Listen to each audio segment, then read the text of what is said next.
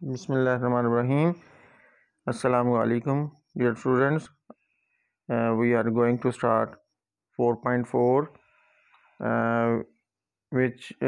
about which we are already learning about the surds and their applications. So let's start. Dear students, x is equal to 2 minus under root 3 is a term including surd, so we can say that it is a surd. So when we find 1 over x, the term in denominator will be 2 minus under root 3, which is a surd, so it should be rationalized. Whenever a surd is in a denominator, it is rationalized mean हम उसके denominator को rational बनाते हैं, मतलब वहाँ उसको surd free करते हैं, वहाँ सर्ड नहीं होना चाहिए, ये इसका मतलब है बच्चों। ये बच्चों the process starting from the process, that is we multiply the conjugate of the number we multiply by the number and also divide by the number with the same number, that is the conjugate of the number. So the conjugate of 2 minus under root 3 is 2 plus under root 3 over 2 plus under root 3. Same number से हमने multiply भी किया है, divide भी किया है, and we get 2 plus under root 3 at numerator, and in denominator there is a formula a square minus b square, so we take the square of 2 and the square of under root 3, that will result in the form of 4 minus 3, क्योंकि under root और square जो है वो cancel out हो गए। 4 minus 3 is equal to 1, so denominator जो है बच्चों उसमें 1 है, जो हम नहीं लिखते होते उसको हमने स्किप कर दिया, तो हमारे पास 2 प्लस अंडर रूट 3 जो है वो इस क्वेश्चन का आंसर है। सिमिलरली बच्चों क्वेश्चन है x is equal to 4 minus under root 17, इसको जब हम 1 ओवर x में कन्वर्ट किया तो 1 over 2 minus under root 3 answer आया, जिसको रैशनलाइज करने के लिए ये बच्चों 1 ओवर 4 माइनस अंडर रूट 17 है आंसर, जिसको रैशनलाइज करने के लिए हमने उसके कॉन्जुगेट 4 प्लस अंडर रूट 17 से मल्टीप्लाई और डिवाइड किया है। ऊपर वाली टर्म 4 प्लस अंडर रूट 17 ही रहेगी, लेकिन नीचे वाली टर्म जो है 4 का स्क्वायर माइनस अंडर रूट 17 है। जो अंडर रूट 17 का स्क्वायर है बच्चों वो अंडर रूट और स्क्वायर दोनों कैंसिल आउट हो गए, और हमारे पास 16 माइनस 17 जो है वो रिमेनिंग है। जी बच्चों यहाँ पर एक बात याद रखने वाली है कि 4 प्लस अंडर रूट 17 तो न्यूमरेटर में है, लेकिन डिनोमिनेटर में -1 है, तो ये -1 जो है इसको हम जो है वो, क्योंकि नीचे डिनोमिनेटर में हम 1 नहीं लिखते, लेकिन माइनस का साइन हमेशा वो एक टर्म के साथ होता है, वो इसे हम हमेशा ऊपर यूज़ करते हैं। तो जब हम इस माइनस को ऊपर लेके जाएंगे तो माइनस मल्टीप्लाई होगा 4 से भी और अंडर रूट 17 से भी, तो हमारे पास रिजल्ट आएगा -4 minus under root 17। Moving on मुझे ये क्वेश्चन नंबर 1 का 7th पार्ट और 8th पार्ट है, ये ऐसे क्वेश्चंस हैं जिनमें न्यूमरेटर में भी सर्ड है और डिनोमिनेटर में भी सर्ड है। जी बच्चों इन्हें किस तरह से हम से सॉल्व करेंगे, वही मेथड है रैशनलाइजेशन, लेकिन जो डिनोमिनेटर है बच्चों हमने तो उसे रैशनलाइज करना है, न्यूमरेटर में अगर सर्ड बचता है तो उससे कोई फ़र्क नहीं पड़ता। तो हम इसको सॉल्व करेंगे बच्चों, under root 3 minus under root -1 और अंडर रूट 3 प्लस 1, इसको रैशनलाइज करेंगे, कॉन्जुगेट होगा अंडर रूट 3 -1, इससे मल्टीप्लाई डिवाइड किया तो ऊपर जो है सेम टर्म्स हैं तो वो होल स्क्वायर की फॉर्म में जाएंगी, नीचे a plus B A minus B की फॉर्म में है, यानी ये फार्मूला है तो ये a square minus B square का फार्मूला बनेगा। ऊपर हम फार्मूला लगाएंगे a square minus 2ab plus B square, तो वही फार्मूला जब हमने लगाया तो हमारे पास अंडर रूट 3 का स्क्वायर है, -2 है, अंडर रूट 3 है, 1 है, 1 क्योंकि मर्ज हो जाता है इसलिए नहीं लिखा गया, और एंड पे 1 का स्क्वायर है। डिनोमिनेटर में अंडर रूट 3 का स्क्वायर कैंसिल आउट हुआ, 3 आया, और 1 का स्क्वायर 1। जब हम अंडर रूट 3 का स्क्वायर लेंगे तो 3 ही आंसर आएगा। -2 इंटू अंडर रूट 3 प्लस 1, और 3 - 1 डिनोमिनेटर में 2 होता है।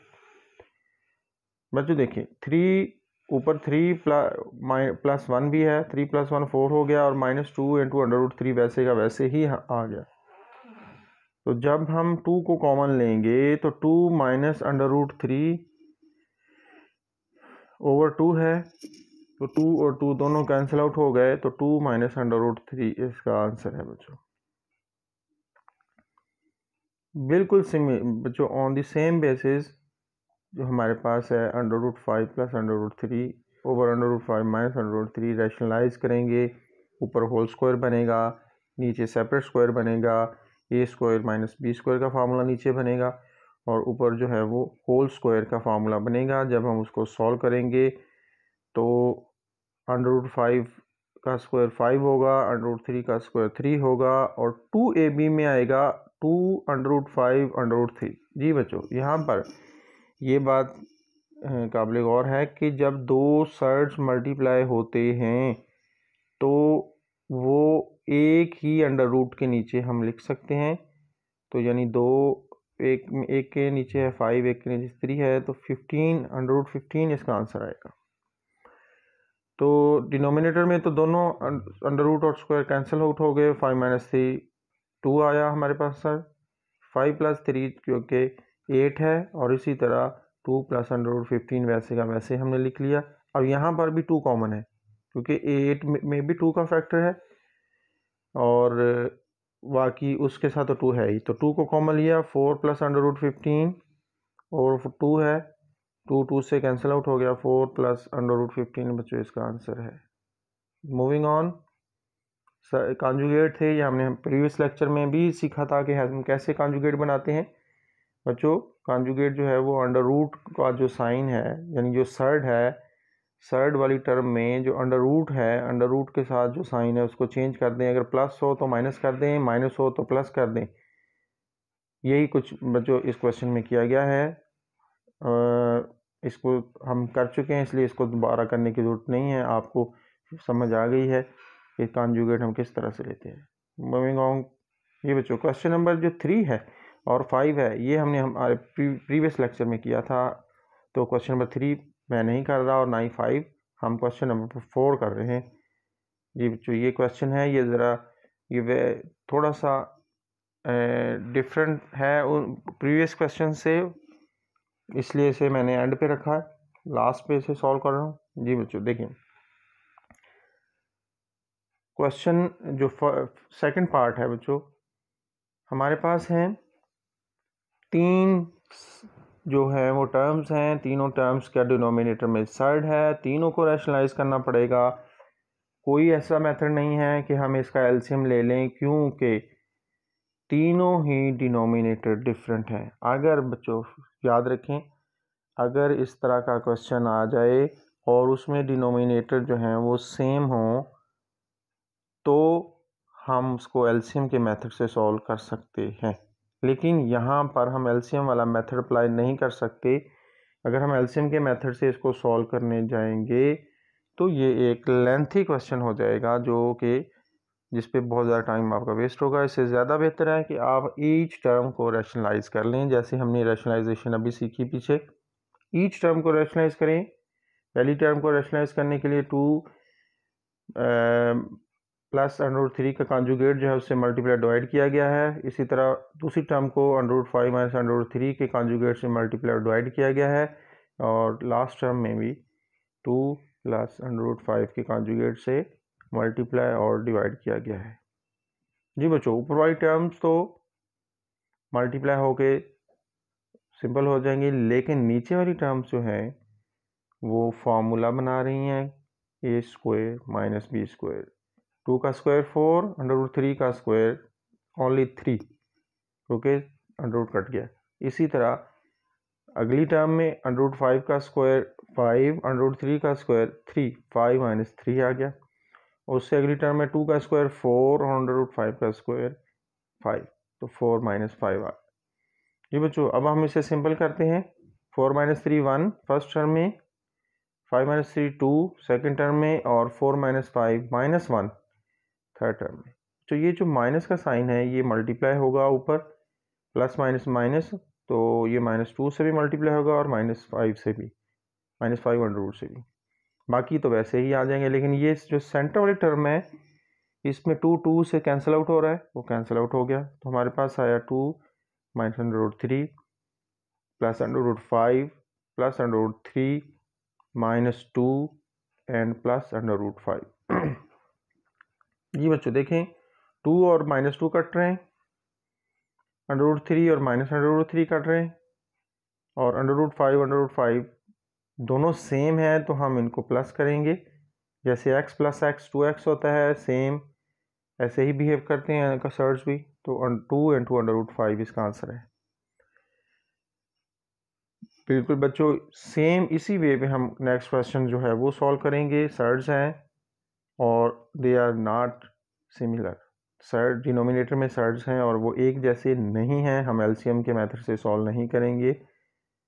ईच फैक्ट जो टर्म है, ईच टर्म को हम रैशनलाइज करेंगे। पहली टर्म को भी रैशनलाइज किया गया है, दूसरी को भी रैशनलाइज किया गया है, तीसरी को भी रैशनलाइज किया गया है। वही मेथड बच्चों जो हमने आज शुरू से ही किया है, स्टार्ट भी हमने आज रैशनलाइजिंग दी डिनोमिनेटर यहीं से लिया था और वही हम काम कर रहे हैं। इसी से हमने ये क्वेश्चन सॉल्व किया है, क्वेश्चन नंबर 4।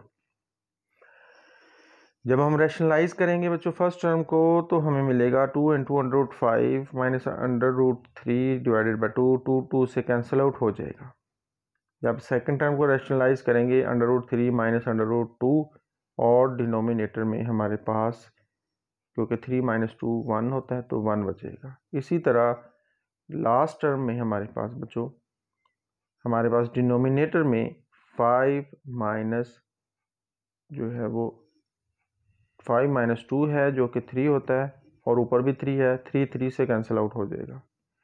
हमारे पास जो रिमेनिंग फैक्टर्स होंगे, रिमेनिंग जो टर्म्स हैं वो अंडर रूट 5 है, और एंड में भी हमारे पास माइनस का अंडर रूट 5 है। ये दोनों आपस में कैंसिल आउट हो जाएंगे।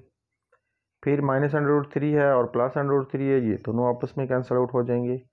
फिर माइनस अंडर रूट 2 है और minus minus plus under root 2 है, यानी एक टर्म प्लस है, पॉजिटिव है, और एक नेगेटिव है, वो भी उससे कैंसिल हो जाएगी। तो हमारे पास तमाम टर्म्स एक दूसरे से कैंसिल आउट हो गई। तो बच्चों हमारे पास जो रिमेनिंग बचा, जो आंसर है वो हमारा 0 है। तो यूँ बच्चों हमारी 4.4 आज कंप्लीट है। तो मैं उम्मीद करता हूँ कि आपको मेरा लेक्चर समझ आया होगा। बच्चों आपने घर पे प्रैक्टिस करनी है। Practice makes a man perfect. तो ही आपको मैथ जो है वो क्लियर और प्रॉपर वे से यानी आपको याद होगा। Thank you. अल्लाह हाफ़िज़।